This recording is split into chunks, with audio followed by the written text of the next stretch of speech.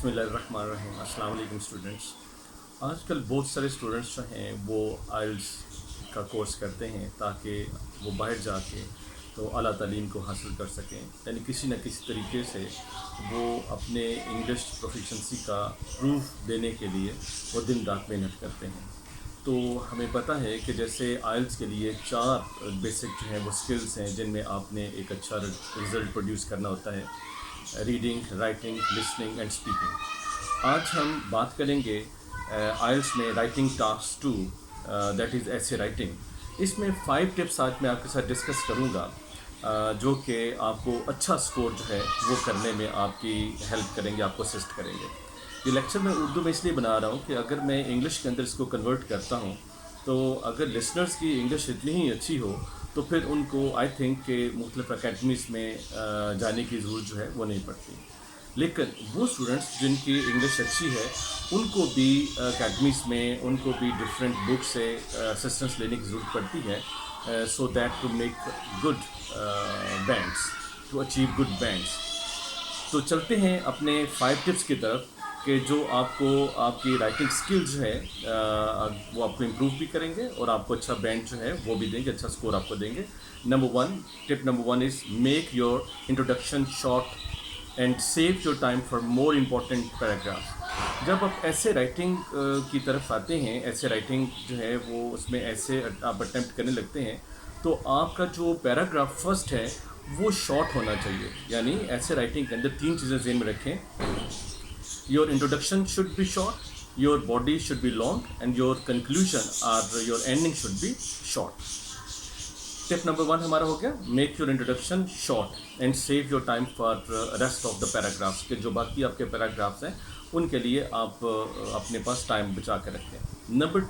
Tip number 2, each paragraph should have one central idea or one central theme or the central topic।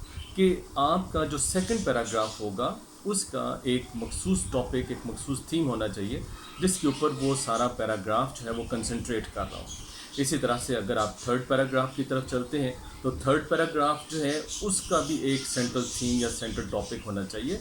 इस तरह से paragraphs के अंदर synchronisation जो है, एक लिंक जो है वो होना चाहिए। Tip number 4, that is clearly short your own opinion. कि आप अपनी ओपिनियन, अपनी राय जो है उसका आप इजहार करें, जैसे I think, in my opinion, I believe. और इसमें जो है make sure your opinion must be clear throughout your essay. There should not be any kind of ambiguity, कोई भाम नहीं उसके अंदर होना चाहिए, क्लियर होना चाहिए आपकी ओपिनियन। जो आप ओपिनियन लिख रहे हैं इन ईजी लैंग्वेज, इन ईजी इंग्लिश, आप अपने आप को डिफ़िकल्ट लैंग्वेज के अंदर, डिफ़िकल्ट वोकैबुलरी के अंदर जो है वो अपने डालें। क्योंकि अगर आप इस तरह से करते हैं तो फिर इट मे बी पॉसिबल कि आप कुछ आइडिया जिसको आप इंग्लिश के अंदर कन्वर्ट करना चाहते हो उसको आप अच्छे तरीके से ट्रांसलेट ना कर पाएँ, उसको आप एक्सप्रेस ना कर पाएँ, तो ये आपके मार्क्स के लिए जो है वो अच्छा नहीं होगा। फिर टिप नंबर 5 है कि नेवर मिस अ कंक्लूजन। कि if you have short time, लिखते लिखते आपके पास टाइम थोड़ा रह गया है, don't leave to write the conclusion of your essay, must add the conclusion of your essay at the end। चाहे वो 2-3 लाइन्स का हो जाए, एक शॉर्ट सी समरी जो है वो आप उसमें बनाएं और उसका कंक्लूजन जो है वो उसके अंदर आप ऐड जो है वो ज़रूर करें। फिर इसमें मैं आपको कुछ और टिप्स देना चाहता हूँ कि how to improve essay writing. ज़ाहिर बात है ऐसे राइटिंग जो है that is related to writing skill. तो राइटिंग स्किल को इम्प्रूव करने के लिए आपको आपकी जो वोकैबुलरी है वो अच्छी होनी चाहिए। If you don't have good vocabulary then you can not write well. Number 2, ideas, आपके माइंड के अंदर आइडियाज़ जो हैं वो होना चाहिए। ग्रामेटिकल जो स्किल्स हैं वो आपकी अच्छी होनी चाहिए। आपके टेंसेस, 2 टेंसेस जो है वो आप इसमें पक्के कर लें कि जैसे प्रेजेंट इंडेफिनिट है और प्रेजेंट परफेक्ट है। फिर वॉइस जो है, एक्टिव वॉइस, पैसिव वॉइस, उसके ऊपर आपकी थोड़ी सी ग्रिप होनी चाहिए। आप डिफरेंट मॉरल स्टोरीज जो हैं वो पढ़ें।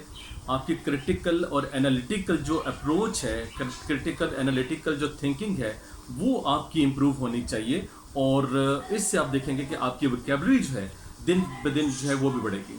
جب آپ کی وکیبلری بڑھے گی، آپ کے کریٹیکل اپروچ ڈیولپ ہوگی، آپ کی کریٹیکل تھنکنگ ڈیولپ ہوگی، آپ کا سینٹینس اسٹرکچر ٹھیک ہوگا، آپ کی گرامیٹیکل اسکلز جو ہیں وہ امپروو ہوگی، تو پھر ڈیفینیٹلی آپ کی جو رائٹنگ اسکل ہے اس میں آئلس کے اندر، آپ اس کے اندر ایک اچھا بینڈ جو ہے وہ حاصل کر پائیں گے.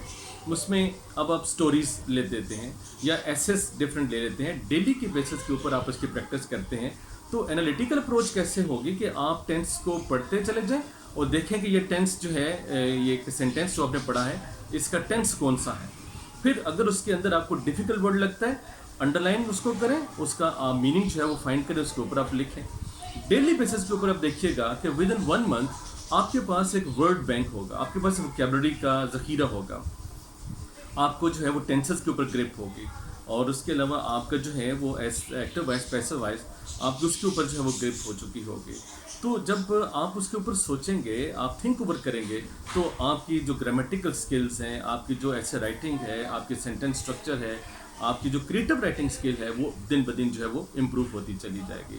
تو یہ جو ہے وہ ٹینسز کے حوالے سے، وائس کے حوالے سے، ٹائپس آف ڈفرینٹ جو سینٹینسز ہیں وہ کیا ہیں، کمپاؤنڈ سینٹینس کے اوپر آپ گرپ جو ہے وہ کریں. اور اس کے علاوہ جو ہے وہ آپ ایڈجیکٹیو جو ہیں، یعنی جو پارٹس آف اسپیچ ہیں اس کے اوپر آپ گرپ کریں. تو اس میں آپ دیکھیے گا کہ آپ کی جو ایسے رائٹنگ اسکل ہے وہ کس طرح سے امپروو کرتی چلی جائے گی، اور آپ کے بینڈ جو ہیں وہ کتنے اچھے آئیں گے. Thank you very much.